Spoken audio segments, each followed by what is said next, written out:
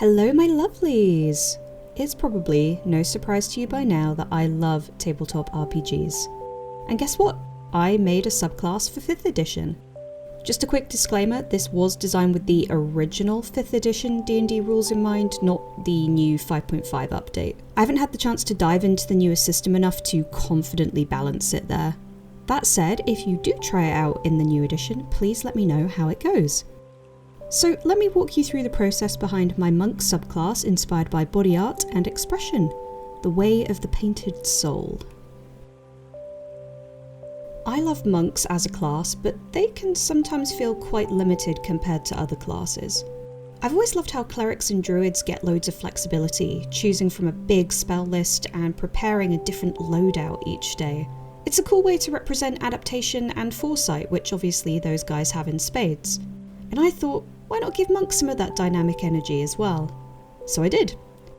With the Way of the Painted Soul, I wanted to create a subclass that offers at least some degree of utility, support and creative flair, offering something for both in and out of combat.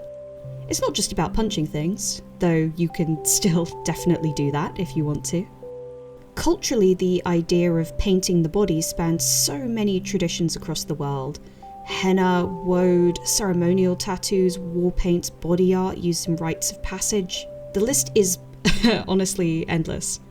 It felt like the perfect starting point for a monk tradition centered on ritual and spiritual focus, the meditative practice of adorning one's body, while also celebrating cultural richness and individuality, which is always a nice part of tabletop RPGs.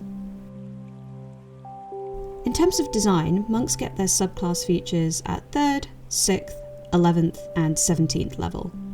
Balancing a homebrew for any class can be a bit of a wild ride. D&D already has its fair share of imbalanced classes, subclasses, spells and items. And it's entirely possible to create completely broken character builds. But that's obviously not the goal here. The terms min-maxing and power gamer are often used as pejoratives for a reason, after all. That isn't to say if you find fun in that sort of thing, honestly I think that's great, but I think at that point for a lot of people the fun is already gone. Sometimes it's okay to be non-optimal. So this subclass was never about being the quote-unquote perfectly balanced choice. That's a fool's errand and you'd likely drive yourself mad trying. Instead, all I wanted it to be was 1. Generally in line with the 5th edition power curve. 2. Thematic and fun to play, of course. And 3. Capable of cool, unique moments without stepping on the toes of others. Those were my goals, that was it. If someone really wanted to break the Way of the Painted Soul, they probably could. But you'd have to be actively trying. For me, that's a good enough balance. Also, shout out to my wonderful friends who helped me workshop and stress test the initial mechanics, especially the ones who, at my request to be fair, immediately tried to break the subclass. That kind of feedback saved me loads of time chasing ideas that just wouldn't have worked, so thank you so much. The core feature set, the Sacred Pigments, as you will see, underwent the most changes. They're the heart of the subclass, and while a few ended up wordier than I'd like, clarity and scalability won out. Simple is good, but sometimes precise is better.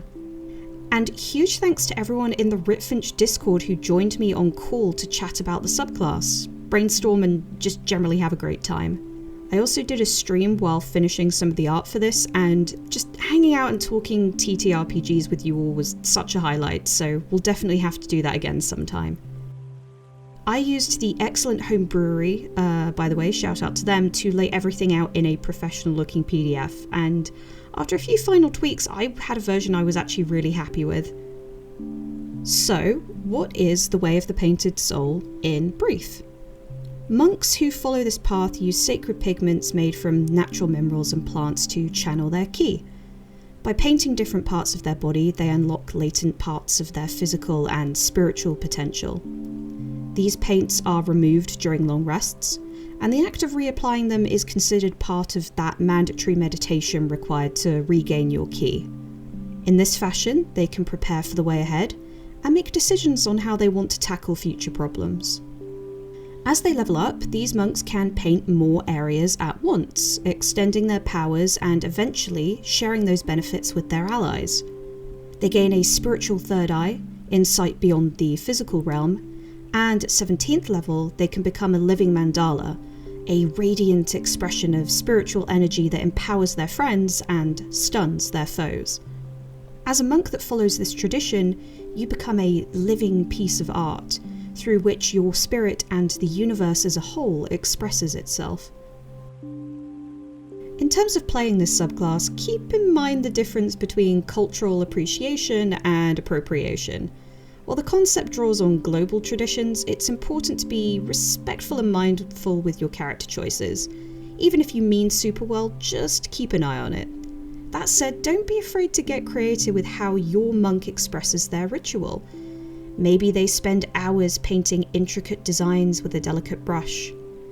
Perhaps instead they spend a long time mixing their paints in quiet contemplation before roughly slapping it on when they're done and calling it a day. Or maybe they even have magical tattoos that shift and move as they meditate. The way they prepare each day is deeply personal and part of the magic of role-playing. The PDF includes some notes about tone and aesthetic, but ultimately that is your canvas to paint upon. As always, playtesting is the real crucible. I can tweak and refine all I want, but it's only when people play with it that the real strengths and weaknesses show up. So have at it! I hope this subclass is fun, flexible, and just full of roleplay potential for you. If you're curious, inspired, or just kind of want to try something new, go ahead and grab a copy of the Playtest PDF. It's free to download on both my Patreon and in the Discord, where there will also be a dedicated section if you have any feedback for me. And there we go. Thank you so much for watching. A special thanks as always to my Patreon supporters, who are each themselves a living canvas of unparalleled artistry. They help support what I do, get exclusive previews and behind the scenes content, access to private parts of the Discord, and their names in the credits. If you like what I do and you want to show your support, please do consider joining them via the link in the description. What do you think of the Way of the Painted Soul? Is it one you're interested in having a go at? What other sorts of subclasses would you like to see? I have a few other subclass and monster ideas I've been mulling over, so let me know your thoughts in the comments below. And hey, do grab yourself a free PDF for this subclass if you have the time. And speaking of time, my monastic friends, I will hopefully see all of you next time.